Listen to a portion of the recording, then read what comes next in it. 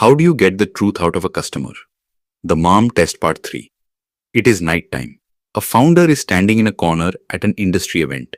There is a drink in his hand, and in front of him are the very people for whom he wants to build a product. His pitch is ready in his mind, he wants to show the demo, and inside there is a restlessness that somehow people should just say, yes, this is exactly what we need. But the fear begins right here. Because the moment the founder starts selling his idea, the customer may stop speaking the truth. He may become polite, smile, and say, great idea, keep me updated. But is this truly interest, or just a civilized way to end the conversation? The curiosity is this. Will honest customer feedback come in a formal presentation or in a casual conversation? In the first and second parts, we understood one very important thing. A business idea should not be validated through approval, but through the customer's real problem. We saw that people often do not want to hurt your feelings, so they call your idea good. We also understood that praise is not data, vague feedback is not clarity, and words like yes, it's good are not validation. The entire concept of the mom test is how to extract truth from customer conversations, especially when people are not telling you the full truth. The book's official site describes it as a practical handbook that teaches how to get more learning and more sales from customer conversations, even when everyone is lying to you. Now, in the third part, the story moves one level further. Because now the question is not what to ask the customer. The question is, in what environment to speak to the customer, how to speak, and in which direction to take the conversation. Many founders think that for feedback, they need a proper meeting, a calendar invite, a conference room, a formal presentation, and a customer sitting in front of them. Only then will learning happen. But Rob Fitzpatrick's approach is a little different from this. According to him, in the beginning, customer learning can often be more natural and more honest when done casually. A formal meeting has its own place. When you have a prototype, a rough model of the product, or you want to show something to a decision maker in a structured way, then a formal meeting can be useful. There you can ask planned questions, show a demo, understand objections, and decide the next step. But the problem is that bias enters quickly in a formal meeting. The moment you create the meeting environment, the moment you start showing the product, the person in front of you may move away from his real behavior and become an evaluator. He thinks that now he has to say something, react in some way, and many times instead of being honest, he becomes polite. That is why, in the early stage, casual conversations become very powerful. In a casual conversation, there is no pressure on the customer. He does not feel that he is part of some survey or pitch. He is simply talking about his life, his work, his frustration, and his way of doing things. And when a person speaks in a relaxed state, there is more natural truth in his answers. He tries less to protect your feelings and talks more about his actual experience. Imagine you are at a networking event. You ask the person in front of you, what is the most tiring part of your company's daily work? This question does not sound like a product pitch. The other person starts openly telling you that making reports is difficult. There is trouble in team coordination, approvals get delayed, or data remains scattered everywhere. Now you can gently ask, how do you manage it right now? When did this problem last become serious? How much time was wasted because of it? This is where real learning begins. The biggest rule in this casual approach is, speak less, listen more. The more you explain your idea, the more you influence the conversation. If you say, I am building a tool that will increase the efficiency of office managers, the other person immediately starts thinking within the frame of your idea. But if you ask, which task is the most repetitive in office management, the other person will answer from his real world. That is the difference. One question pulls the customer into your product's world. The other question takes you into the customer's world. Rob Fitzpatrick's book repeatedly says that we should ask about the customer's life, not about our idea. The mom test also makes it clear that is my business idea good is a bad question. And finding the truth is not the customer's responsibility. It is the founder's responsibility. This means that if the conversation is going badly, it is wrong to blame the customer. Perhaps the questions were wrong. Perhaps the environment was wrong. Perhaps the founder started pitching too early. There are some traps even in casual conversations. The first trap is overplanning. If you memorize every line like a script, the conversation will feel unnatural. The other person will feel like he is trapped in an interview. So you have to prepare, but not be rigid. You should know which areas you want to understand, but the questions should change according to the flow of the conversation. As a point comes up, make a follow-up from that. That is natural learning. The second trap is sharing too much information about your product. The founder is excited, so he quickly starts talking about features. We will build this. It will have this dashboard, this automation. It will give these reports. The other person listens, nods, and says, yes, interesting. But now you have controlled his thinking. He has stopped talking about his problem and has started responding to your solution. And as we understood in the second part, going to the solution too early often gives bad data. The third trap is limiting the customer by giving options. For example, you ask, Do you want option A or option B? But maybe the customer does not want either of them. Maybe the problem is something else. That is why open-ended questions are better in early conversations. How do you do this work right now? Which part is the most frustrating? What have you tried to fix it? Questions like these give the customer freedom to think. You are not giving him your answer sheet. You are listening to his story. The fourth trap is taking immediate action on every piece of feedback. This is a very common mistake. One customer asked for a feature, the founder thought, let's add this. Another said something else, that too was added. A third asked to change the design. That too was done. Slowly, the product becomes a confused collection instead of a clear solution. So do not treat feedback as an immediate command. Treat it as a signal. After every conversation, look for the pattern. Are many people mentioning the same problem? Is the pain coming up again and again? Are people already spending money, time, or effort on this problem? If yes, then action is meaningful. The fifth trap is ignoring emotion. A customer does not speak only through words. He speaks through frustration, through hesitation, through excitement. When someone suddenly becomes animated while talking about a problem, starts speaking in detail, or looks clearly irritated, there may be a signal there. And when someone simply says a light, nice about your idea, and moves on, perhaps there is no real urgency there.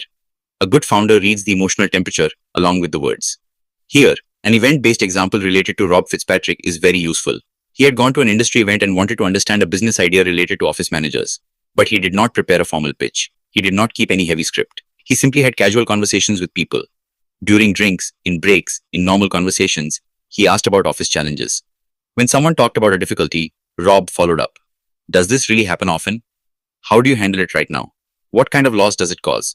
The conversation kept going this way, and people did not even feel that they were part of a business validation exercise. This is the strength of casual learning. People are not guarded. They talk in their real context. The founder gets raw information.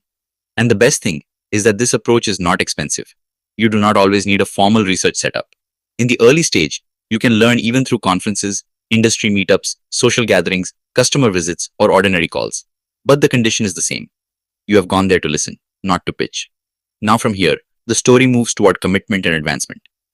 Because no matter how good a conversation is, if nothing concrete comes out of it, its business value is limited.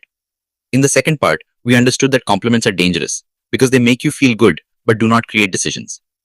Now in the third part, the question is, how do you identify real interest? In the MOM test, commitment and advancement are very important concepts. Commitment means that the customer gives something of value, his time, his reputation, his money, or his effort. Advancement means the conversation moves toward the next real step, such as a follow-up meeting, introduction, trial, pilot, pre-order, or purchase discussion. A book note of the MOM test also summarizes that in commitment, the customer gives something valuable like time, reputation, or money, and advancement takes him closer to the next step toward purchase. This means a meeting is not successful just because it felt good. A successful meeting is one after which something moves forward. If the customer says, good idea, we'll talk sometime, then this is probably a polite escape. But if he says, meet my operations team next week, or I'll introduce you my manager, or when the prototype is ready, I'll test it, or can I order this now, then the signal is strong. Here the customer has given something, time, access, reputation, or money. This is where many founders make a mistake. They treat interest and commitment as the same thing. Someone says, I like this, and the founder becomes happy. But liking has no cost. Commitment has cost. If the customer is truly interested, he will move a little forward. He will take the next step. He will give an introduction. He will explain his process. He will take time out for a trial. He will ask the price. He will talk about budget. And the strongest signal comes when he talks about giving money. This does not mean that every conversation should immediately result in a sale. Especially in the early stage, many times the goal is only learning. But even then, there should be some concrete outcome. If after every meeting you only feel that people like the idea, be careful. This could be the startup friend zone, where people keep praising you, but no one moves forward. The MOM test also highlights this mindset, that every meeting either succeeds or fails.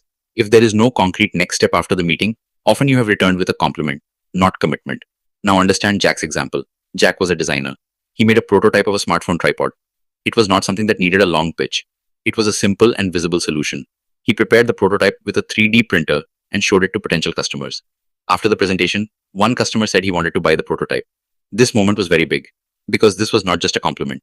This was commitment. The other person was ready to pay from his own pocket. This is real validation. When a customer says good idea, you can feel happy. But when the customer says, I need this, I want to buy it, then listen carefully. There the market is speaking. Jack did not receive a polite promise. He received real buying intent. And when many people are ready to test or buy an unfinished or early product, The founder can understand that some connection is forming between the problem and the solution.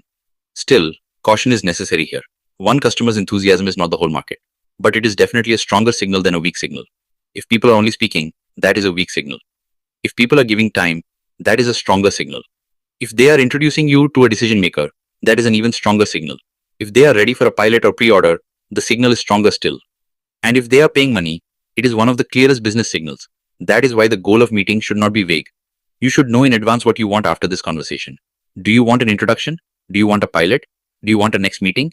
Do you want to understand technical feasibility? Do you want to understand pricing sensitivity? If the goal is not clear, then no matter how pleasant the conversation is, its outcome will remain blurry. And this is the biggest lesson of the third part. Customer learning is not a heavy formal process. It often begins with casual, natural, and human conversation. But casual does not mean careless. You have to listen, observe, ask open-ended questions, not pitch too early, not jump immediately on feedback, and extract patterns from every interaction. Then, when interest appears, you have to check it on the test of commitment and advancement.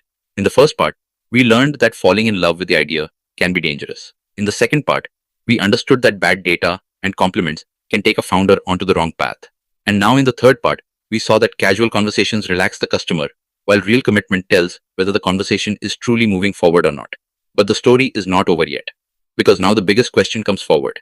If the customer is showing interest, giving commitment, and the conversation is moving ahead, then how should the founder manage this learning inside his team? Who will keep the notes? Who will take decisions? When will there be a pivot? When will you continue? And when should the voice of the market not be ignored? The real challenge will come in the next part, because hearing the truth from the customer is one thing, but changing your entire business direction according to that truth is much more difficult. If this video has taught you something new, or if you feel this information should reach more people, don't forget to like and share the video. Your small share can become valuable and useful information for someone else. If you have any questions related to this topic, or if you would like to share your opinion with us, be sure to write in the comment box. We read every question and suggestion from you, because your feedback inspires us to create better content. And if you want to keep receiving such interesting and reliable information about business, the economy, and the world in the future, then don't forget to subscribe to our channel GRT Business and also press the bell icon so that you get notifications of every new video directly. At GRT Business, we always strive to provide you with accurate, balanced, and reliable information. Our news and analysis are prepared based on information obtained from various news agencies, public sources, and public opinion. We make every effort to verify and validate each fact as much as possible. But in case of any possible error or dispute, the responsibility lies with the respective sources. Our only aim is to present you with a correct and trustworthy perspective so that you can understand any topic better.